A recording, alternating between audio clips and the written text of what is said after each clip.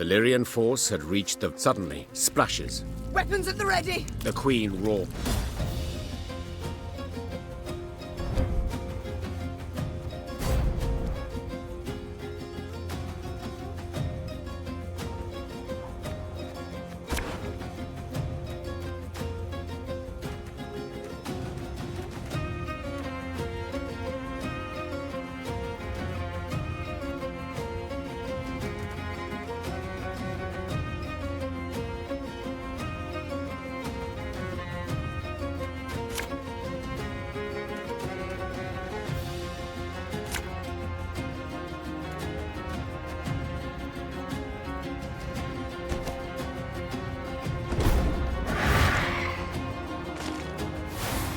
Everyone, rally to me!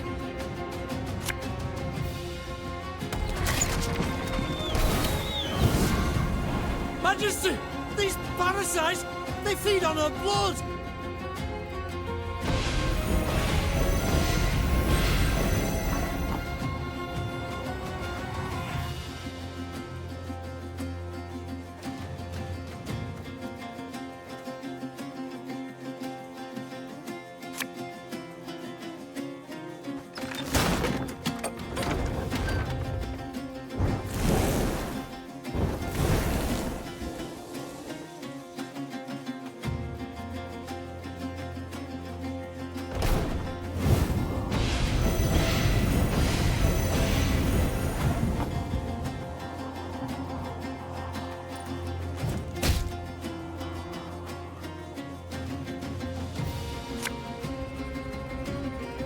Death is only the beginning! How quickly the scales tip.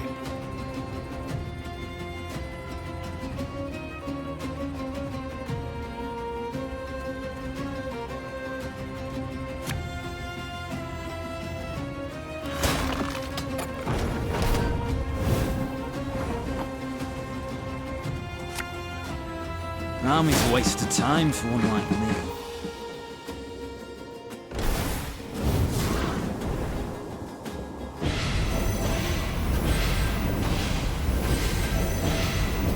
These ghastly beasts can be slain. They can be overcome.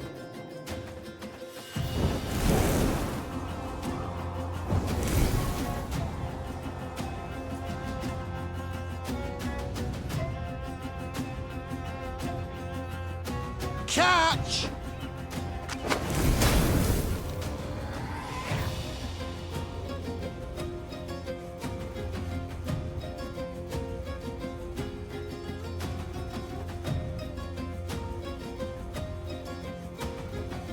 Favorite cut of lamb? The shank.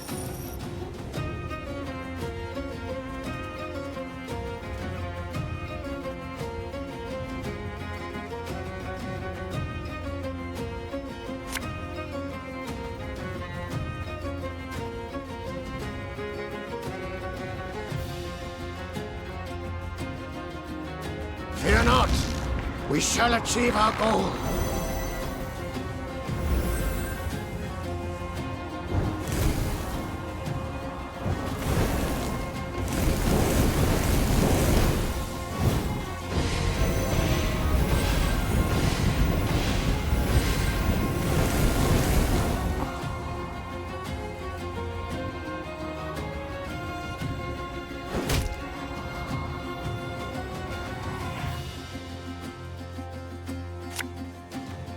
One boat's all I need.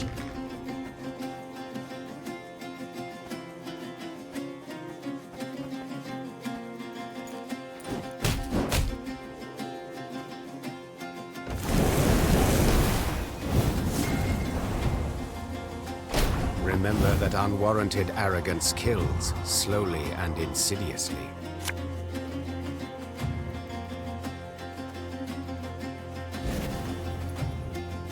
Left, right, left, right. Give me a time.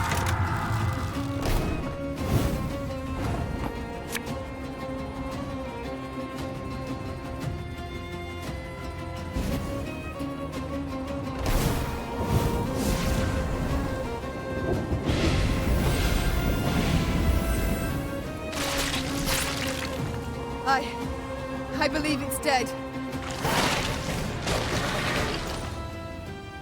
Of the battle in Isgith, Meve remembered very little. It seemed a nightmare, its details a haze, the sensations very real. Amidst a thick fog, she fought in a frenzy, desperately hacking at the scourge that advanced from all sides. In the end, silence fell over the swamp. Its boiling waters lay calmed. The ticks and leeches were gone, while Guernicora lay among rotting leaves, covered in blood, unmoving. But still a fearsome sight. Burn the corpse, Rasped the queen. and we move on. The soldier's eyes darted about in a series of silent glances. It took Meve a moment to realize the difficulty. They still feared it. Though the monster's lifeless body lay on the ground, they dared not go near. Were she to repeat the order, they would carry it out. Yet she did not wish to force that on them. Swallowing her own revulsion, she walked up to Guernicora's corpse and set it alight. The air soon filled with the suffocating stench of burning hair and flesh. Sparks belched out as melting fat fell on flame. Until, finally, nothing was left of the bloody mistress but scorched bone. The Lyrians resumed their march towards the banks of the Yaruga. They forced their weary legs to maintain a swift pace and stole no second glance at what they'd left behind.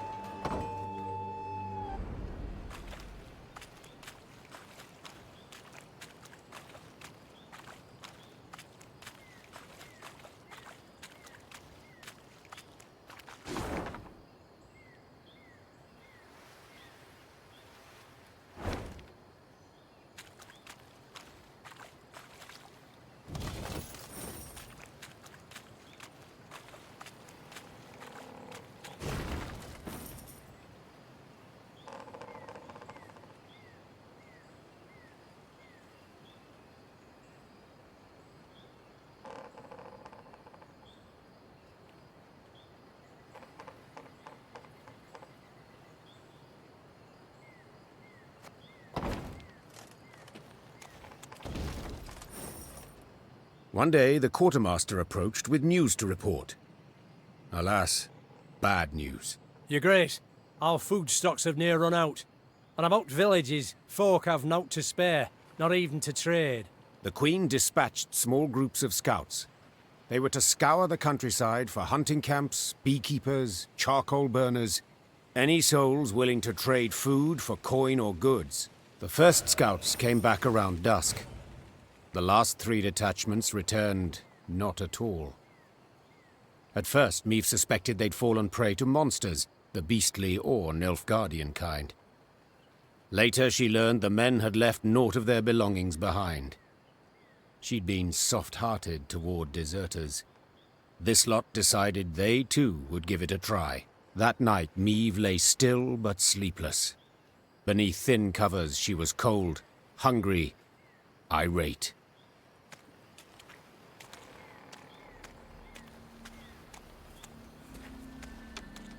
Towering alders grow thick in Isgith, their crowns weaving an expansive canopy that obscures the sky.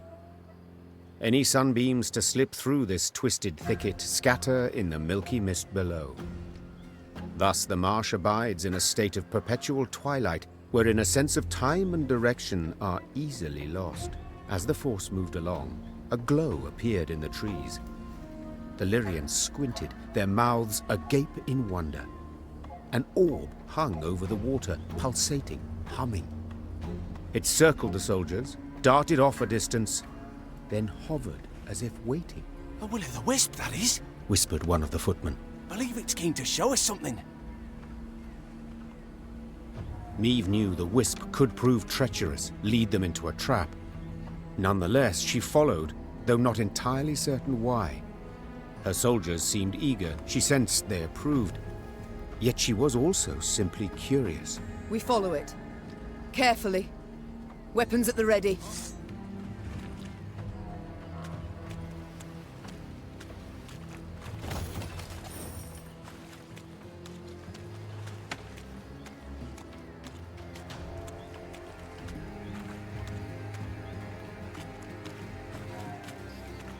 As the wisp led the Lyrians down a narrow, winding path, Meve surveyed her surroundings warily. Beads of sweat emerged upon her brow. But her fears, in the end, proved unfounded, for at the path's end, the troops found what appeared to be a caravan's remains. Its wagons, rot-eaten, half-buried in the bog, had sat there for decades, perhaps longer. Despite this, gilded panels and scraps of silver-threaded fabric showed they'd once been rather ornate. Inside the wagons, the soldiers discovered many steel crates. Rust-covered but intact, they contained truly dazzling treasures. Sacks bulging with gold coin, pearl-encrusted goblets, exotic velvets and silks in beads. Blimey. The sheer amount. And here of all places. A footman muttered under his breath. Meve quickly pieced it all together. She too had once ridden in such a caravan, splendid and laden with gold, when she'd left her home to marry. The rest of the story was not difficult to divine. This was a maiden's dowry. She and her retinue lost their way. Isgith proved their grave, unbeknownst to any other. The wisp circled Meve's party, blinked several times, then faded into thin air. The troops resumed their march, and all seemed in order. Seemed, for soon several footmen were discovered to be gone. Greed had been their ruin. They'd grabbed too much. The loot had weighed them down, and the marsh had embraced them.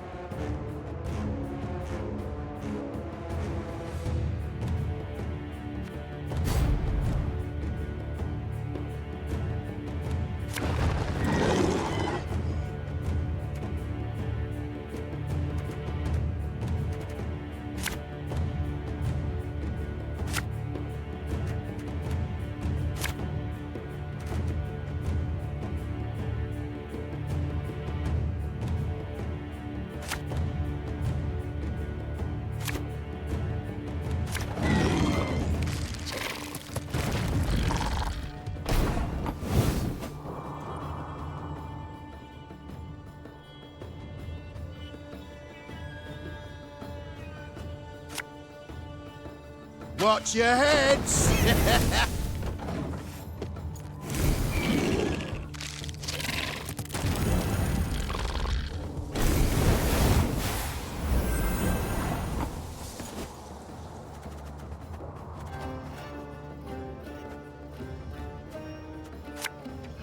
Catch!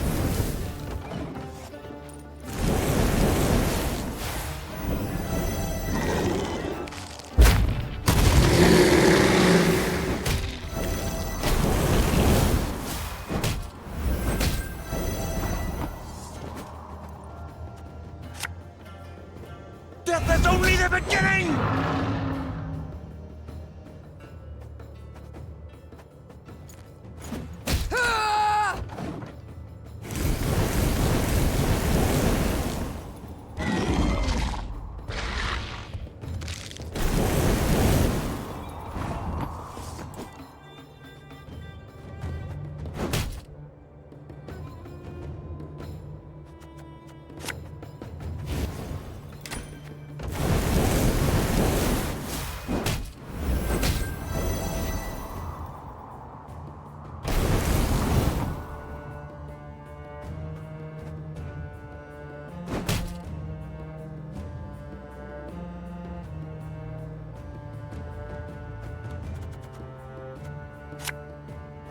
I'm a monster.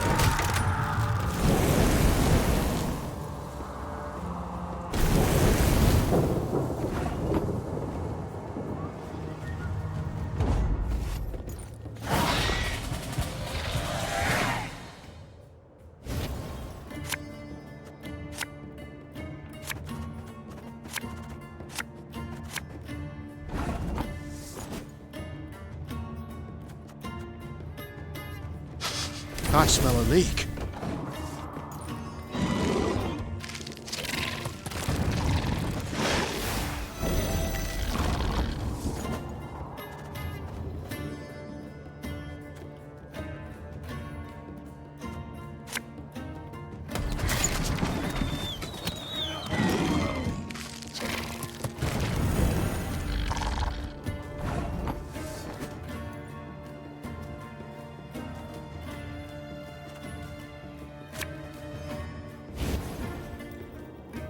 Discipline shall bring us victory! I'm a waste of time for you like me.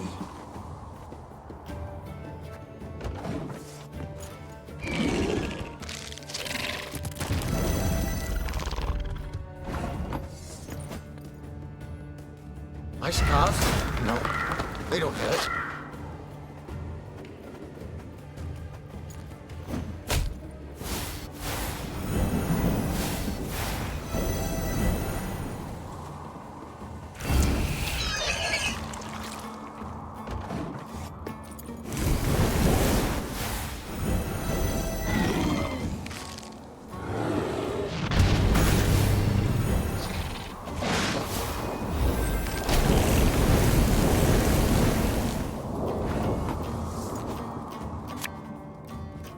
Favourite cut of lamb?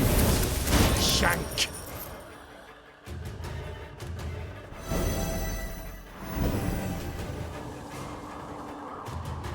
Go, hop, hop! For the Queen!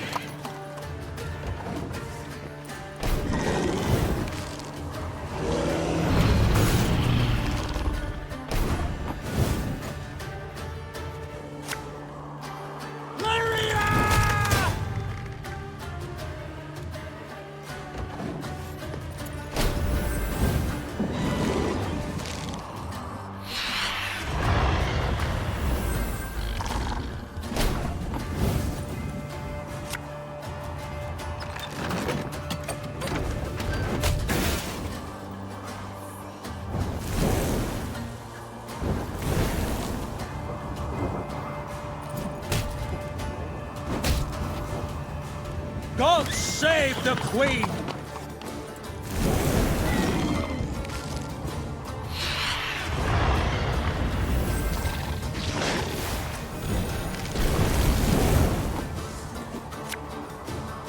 We got a job to do.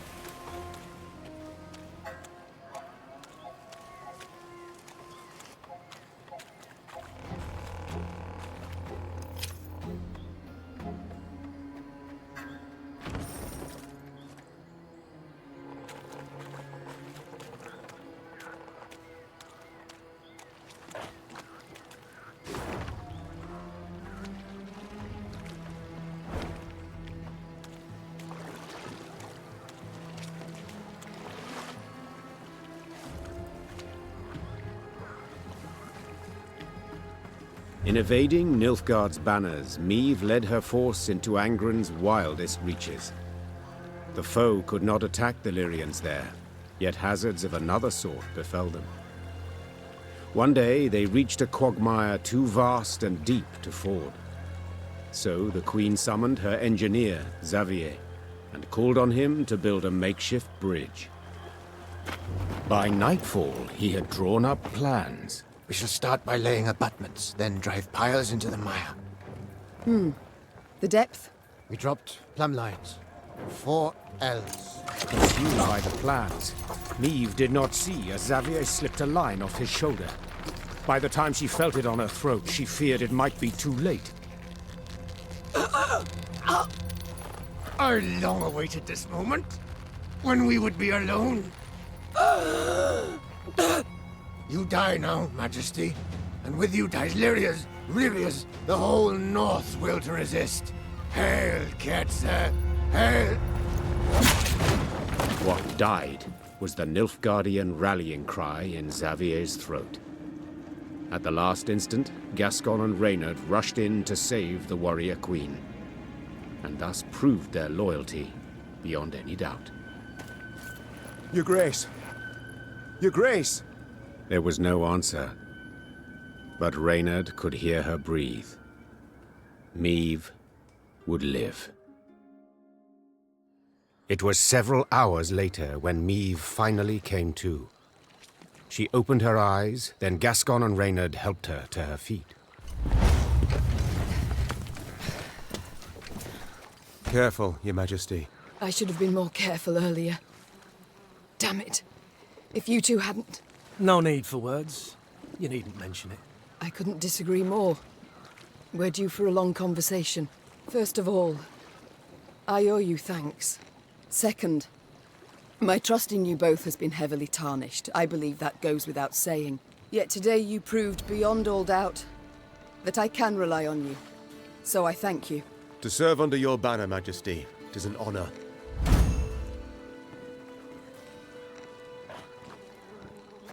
Likely I'd have put it differently, but Reynard seems to have the right idea. Very well. We've reassured ourselves of admiration for one another enough. We've matters to which we must attend. I trust as I lay there dead to the world, you did not sit about with your thumbs up your bums. Have you at least learned why Xavier betrayed us, sided with the Empire? In a manner of speaking, yes. Your Grace, the rogue who lunged at you, in truth, was one Gwalter ep Luinoch, a Nilfgaardian spy. Just a moment, that makes no sense. He saved my life in Mahakam, on the bridge. He did, for he had to. In one of the letters we found, Ep Dahi orders Gwalter to watch over Elder-in-Chief Hoog. The Scoia'tael in the mountains was sent there by Nilfgaard to recruit dwarves, but their commander, the Vixen, they feared she'd attack Bruva himself, something Ep Dahi wished to avoid. Naturally. For someone else could seize power, someone not so neutrally inclined. Someone more likely to aid me, gods forbid. This discovery you made how? We found in his toolbox a concealed compartment, letters inside. Though encrypted, we managed to decipher them. They were the Grey Rider for you to read. The swine. An Imperial spy in my ranks this whole time. But to wait so long to strike, why? He'd only just received the order. Another letter in the box, signed by General Ep Dahi, stated, to Gwalter ep Luinoch, eliminate M at first opportunity. Honourless bastards. They'll stop at nout. Now, Meve, you'll gain nout by getting riled. No sense to it. This is good news, in fact. Is that so? Think. Ep Dahi had a spy in our midst. He knew our movements, had his eye on us, his finger on the pulse. He knew our plans, who we parlayed with, and yet he didn't order your assassination. For you posed no threat. Well, clearly so much changed.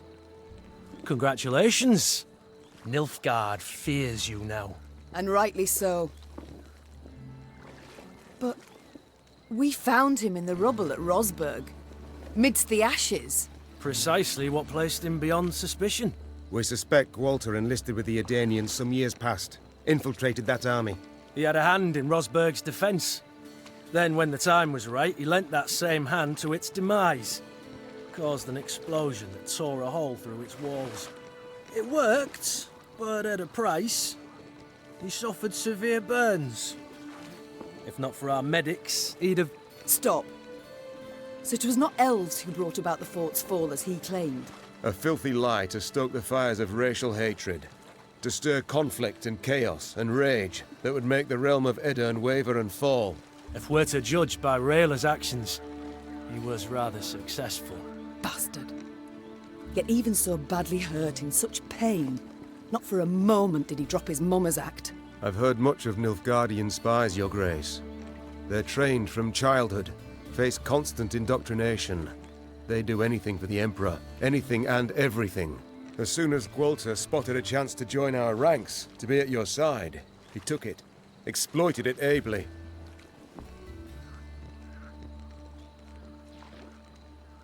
We've talked enough. We must form up. Move on. Majesty, you ought to rest. You stand swaying. Your step can't be too sure. Only my horse needs step true. Maeve, you've just about had the life chopped out of you. No time to play the hero. I'm not Gascon. Quite the opposite, actually. These damn swamps, they terrify me.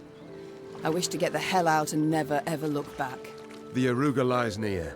I sent scouts ahead. They've secured a barge. We can sail to Red Lobington. Splendid. Sound the horns. We march.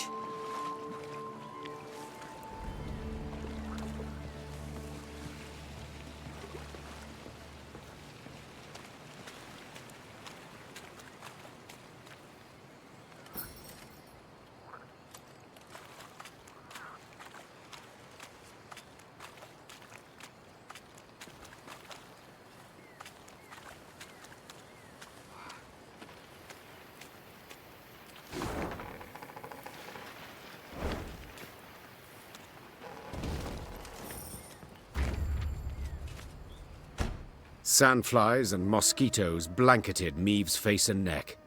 She did not bother to brush them away. She'd been in Angron long enough to know more would come in their place. Your Majesty, Reynard called from behind. our scouts have returned. We've a large force of blackclads on our tail, infantry and horsemen, and they draw nearer. Blast! Maeve wiped away the sweaty hair stuck to her brow. What say you, Reynard? Shall we give them a fight? We're but a few miles from the river where a barge awaits. It makes no sense to battle now. Though near her strength's end, Maeve stepped up her pace. She could not wait to stand upon a barge deck and leave Angron's infernal bogs behind. Alas, in place of the promised vessel, they found only severed moorings. No! No, it can't be! Suddenly, Maeve drove her fist into the trunk of the nearest tree. Fortunately, a soft and rotted one. This isn't so! Your Grace, have mercy. I stepped away but for a spell, Croaked a scout, pale as a ghost. and thieves jumped out the underbrush. Fell upon it. Whole band of them. A white-haired warrior, a minstrel, and a lass what had a bow. Well, is that all? Interrupted Gascon. No vampire sat upon an ass with no saddle? You cocked up, man, damn it. Maeve, what now? The Queen turned back towards the swamp. Between the trees, she glimpsed a golden sun glimmering upon a banner. We shall discuss that later, Said the Queen, drawing her sword. provided we survive.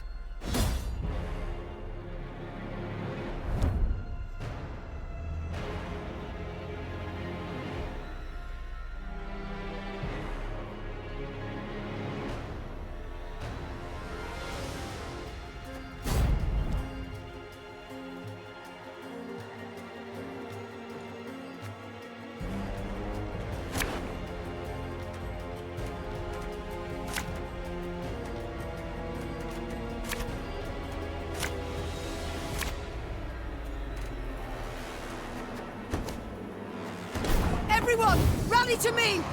Drive them back!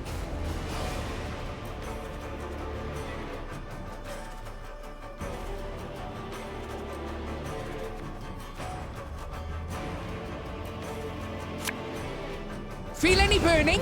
See a local healer or wise woman.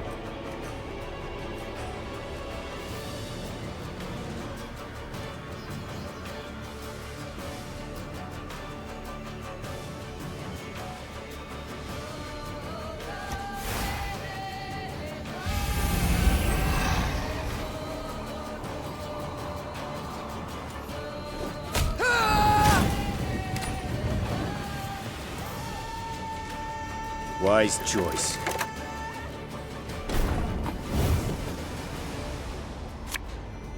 Army's a waste of time for one like me. Order!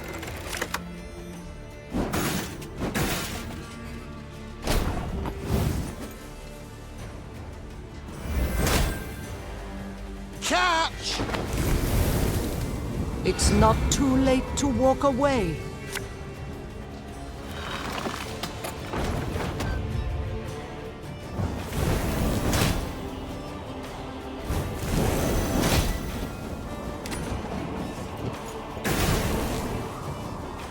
Life is mine now.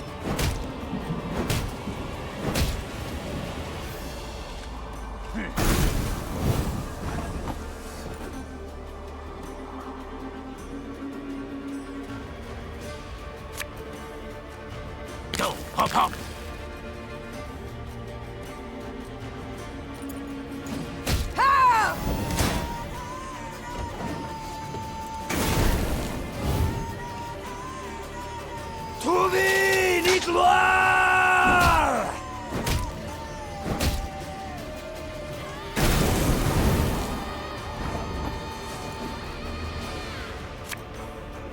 Got a death wish?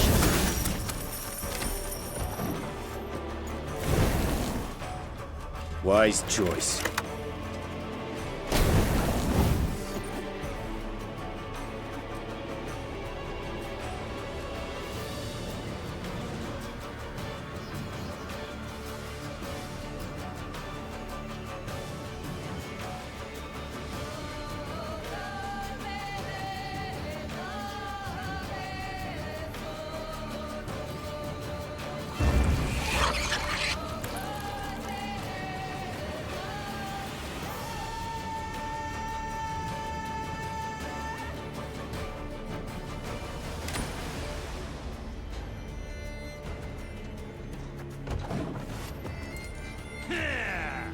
Alba!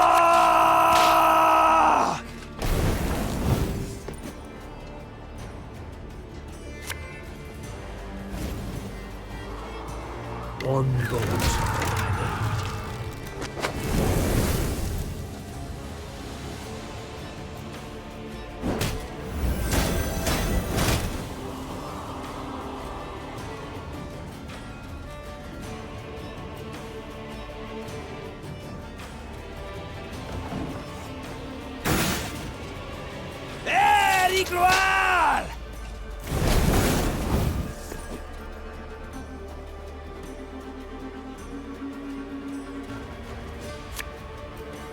Give me a time.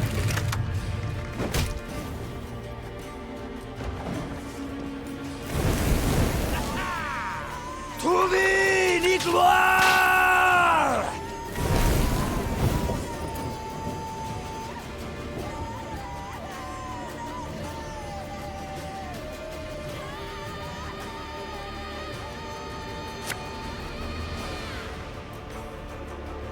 Don't you worry yourself, you Grace. We'll get her done in no time.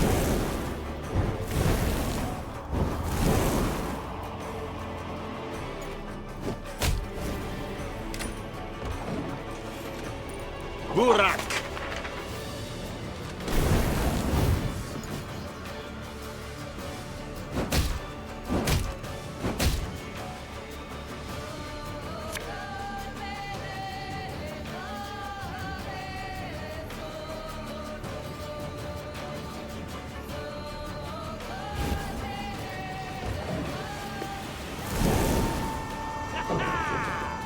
El Herzer.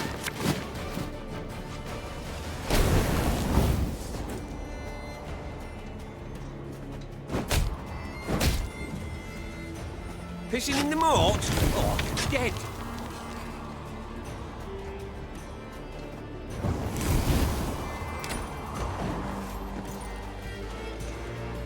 Nice Tedatu.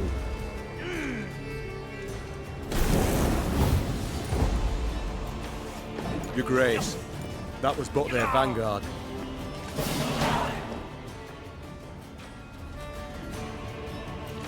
Near the battle's end, Meve faced a black-clad officer. Nimbly dodging his strike, she countered. The Queen's sword sank deep, the hilt rattling his breastplate. A rush of hot blood covered Meave's hands. The winged helmet toppled from the officer's head, exposing a sweaty face, gasping for breath. Nin! When? Before the Queen stood a ruddy-haired boy with long eyelashes. He was Willem's age, perhaps a bit older. His body slumped, then disappeared beneath the malodorous foam atop the murky waters. Meave cast away her sword as if it had burned her hand. Majesty, what is it? Are you hurt? Reynard said, rushing to her side. No, I'm not. It's fine.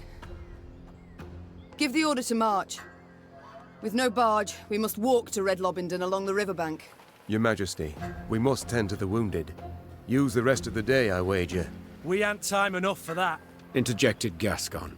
That was but the vanguard sent in pursuit to slow us down. And even so, they outnumbered us 2 to 1. What happens when the main force arrives? We must flee. Now. And abandon the injured, to bleed to death in the mud. Alas, Reynard, yes. Unless you'd rather we stayed and died with them.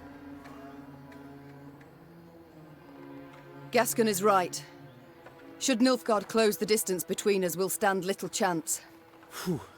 At least you've the sense to... But I would sooner perish than let my men rot in this accursed swamp.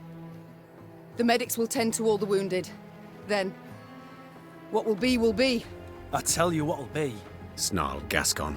Ep Dahi'll take a butcher's hook and gut you. Then hang you from Lyria capital's walls. Yet, if this be your wish... Meave waited for the medics to sew the last stitch, tie off the last bandage. Only then did she order her force to move out. At the column's end, upon stretchers, lay those without the strength to walk, consumed by fever, dazed or unconscious, dying. Fatigued and laden with the wounded, the Lyrians moved slow as molasses. Soon, Nilfgaard's forward elements had caught up.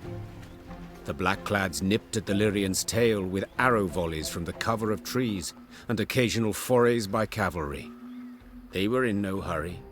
They could torment their foes, weaken their spirit before the final clash.